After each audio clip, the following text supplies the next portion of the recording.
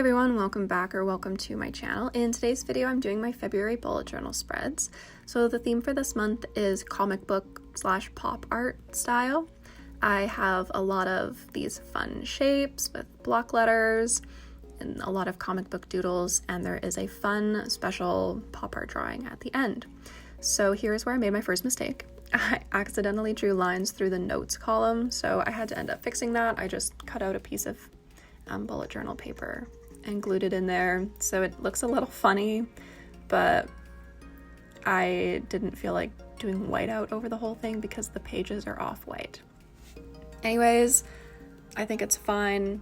This is my bullet journal. It's not like I'm selling this, so if it gets a little bit messed up every once in a while, that's just part of the creative process. So anyways, for the calendar, I decided to do all of these little doodles all around the calendar to fill up that blank space.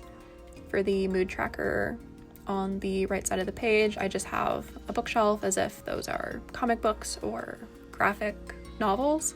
And then on the left side for the habit tracker, which I'm doing now, I just have these little calendar boxes, and then they have little speech bubbles that will say which each habit is for.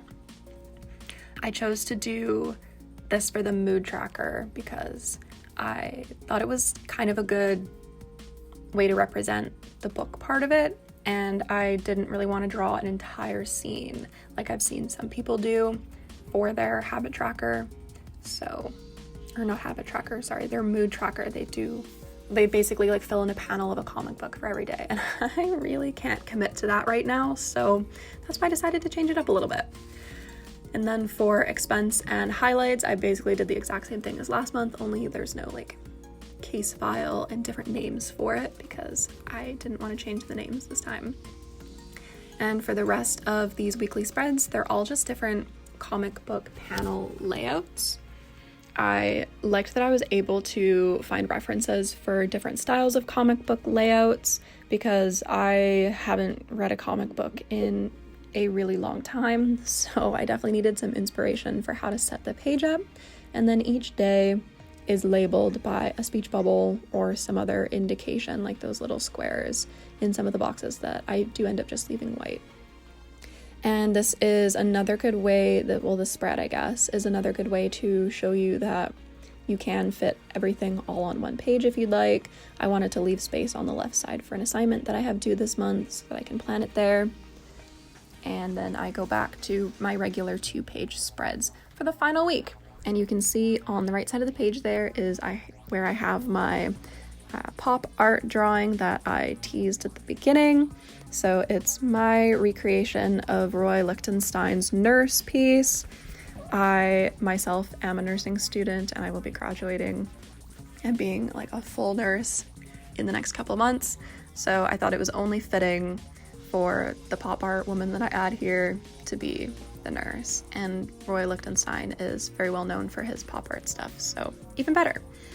Then in those empty boxes that I had, I just went ahead and added some little comic book doodles. I saw other people do simple little doodles like this, so I wanted to add my own. There's a cityscape on this page. I think each page has its own calendar. And then of course there's the bang on the front page here. So if you don't have a whole lot of time to do your spreads this month, I definitely would recommend this theme because it's not super drawing intense if you don't want it to be, and it's also not really color intense either. A lot of it is just black and white with little pops of color for each of the speech bubbles. I only have extra amounts of color for titles, as you can see here. And then you can also limit the color palette. I ended up basically going with a rainbow, not really intentionally, but that's okay. And I tried to originally limit it to just red, blue, green, and yellow, and then I felt the need to add pink, purple, and orange. So you could limit the palette even more and it would look just as good. So those are some options if you don't have a whole lot of time. Now these two spreads here might be some of my favorite color-wise. The expenses is more blue than pink and the highlights is more pink than blue. And then for the rows in each of the tables, I ended up doing blue for the expenses and pink for the highlights, and I just think it looks super awesome. So you'll have to wait till the final flip through to see that part.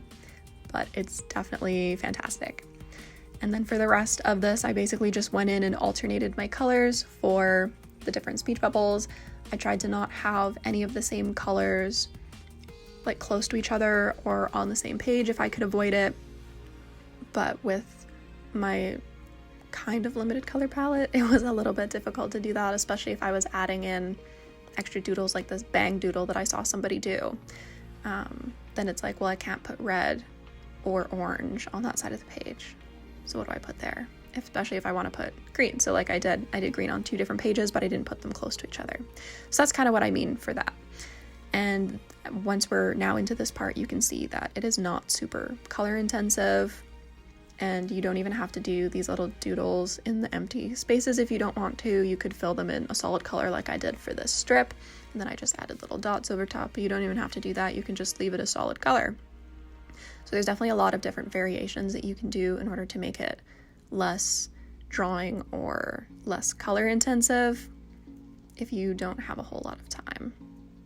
I guess the hardest part of the coloring was just staying in the lines, which I definitely didn't do, and then making sure that I didn't leave any white spaces in all of the little pointy parts of the speech bubbles. Here is another good example of where I didn't want the same colors to be like touching each other on that page because they're all on the same page.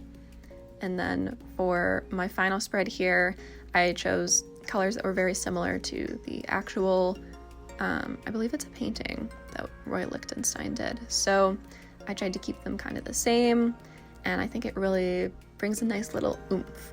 So here is my final flip through. If you enjoyed this video, make sure to leave a like, comment down below, subscribe to my channel.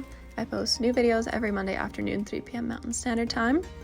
I am super happy with the way that this turned out. I hope you like it as well. It's a little bit difficult for me to follow how awesome my January spreads were, not to like toot my own horn or anything, but I'm happy with the way that these came out. So I hope you enjoyed this video and you were able to follow along with me and plan your own spreads. I hope you have a lovely week, and I will see you all next week.